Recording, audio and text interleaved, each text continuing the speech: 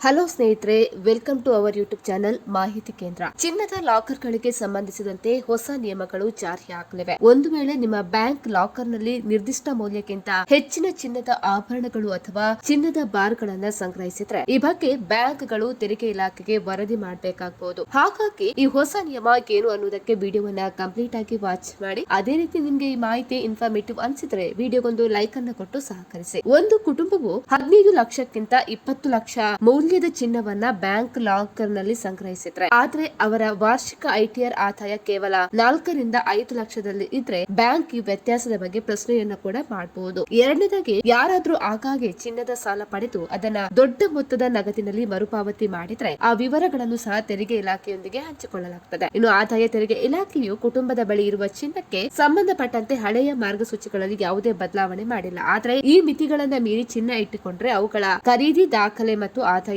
ಮೂಲವನ್ನ ತೋರಿಸುವುದು ಕಡ್ಡಾಯವಾಗಿದೆ. ಹಾಗಾಗಿ ಮದುವೆಯಾದ ಮಹಿಳೆಯರು 500 ಗ್ರಾಂ ವರೆಗೆ ಚಿನ್ನವನ್ನ ಇಟ್ಕೊಳ್ಳಲು ಅವಕಾಶ ಇದೆ. ಇನ್ನು ಮದುವೆಯಾಗದ ಮಹಿಳೆಯರು 250 ಗ್ರಾಂ ವರೆಗೆ ಚಿನ್ನವನ್ನ ಇಟ್ಕೋಬಹುದು. ಇನ್ನು ಪುರುಷರು 100 ಗ್ರಾಂ ವರೆಗೆ ಚಿನ್ನವನ್ನ ಇಟ್ಕೊಳ್ಳಲು ಅವಕಾಶವಿದೆ. ಒಟ್ಟಿನಲ್ಲಿ ಈ ಹೊಸ ನಿಯಮಗಳು ತಮ್ಮ ಆದಾಯಕ್ಕೆ ಅನುಗುಣವಾಗಿ ಚಿನ್ನವನ್ನ ಖರೀದಿಸುವ ಪ್ರಾಮಾಣಿಕ ತೆರಿಗೆದಾರರಿಗೆ ಯಾವುದೇ ತೊಂದರೆ ಇಲ್ಲ. ಆದ್ರೆ ತಮ್ಮ ಆದಾಯದ ಮೂಲವನ್ನ ಬಹಿರಂಗಪಡಿಸದೆ ಅಕ್ರಮವಾಗಿ ದೊಡ್ಡ ಪ್ರಮಾಣದ ಚಿನ್ನವನ್ನ ಬ್ಯಾಂಕ್ ಲಾಕರ್ ನಲ್ಲಿ ಸಂಗ್ರಹಿಸುವವರ ಮೇಲೆ ಈ ನಿಯಮ ಅನ್ವಯವಾಗಲಿದೆ. ಸ್ನೇಹಿತರೆ, ನಾವು ಮಾಡಿರುವಂತಹ ವಿಡಿಯೋ ನಿಮ್ಗೆ ಇಷ್ಟ ಆದಲ್ಲಿ ವಿಡಿಯೋಗೊಂದು ಲೈಕ್ ಅನ್ನ ಕೊಡಿ. ಅದೇ ರೀತಿ ಮತ್ತಷ್ಟು ಅಪ್ಡೇಟ್ ಗಾಗಿ ನಮ್ಮ ಚಾನೆಲ್ ಅನ್ನ ಕೂಡ ಸಬ್ಸ್ಕ್ರೈಬ್ ಮಾಡ್ಕೊಳ್ಳಿ.